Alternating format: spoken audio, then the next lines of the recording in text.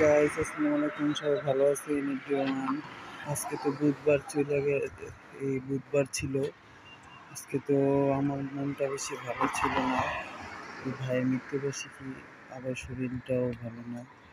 এখন আমি রাত্রে বাজে প্রায় 11টা 22। 11টা 22।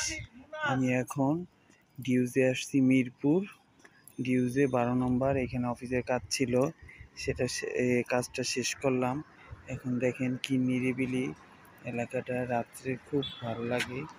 এই যে সব এলাকাটা খুব, এমনিতে আমার রাত্রে খুব ভালো লাগে মোটামুটি, কিন্তু এই যে কোনো নিরিবিলি কোনো ঝামেলা নাই এই জন্য।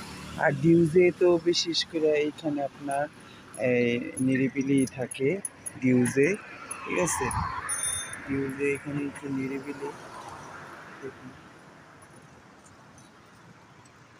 এটা আমি যে অফিসে আসছি ওইটার সামনে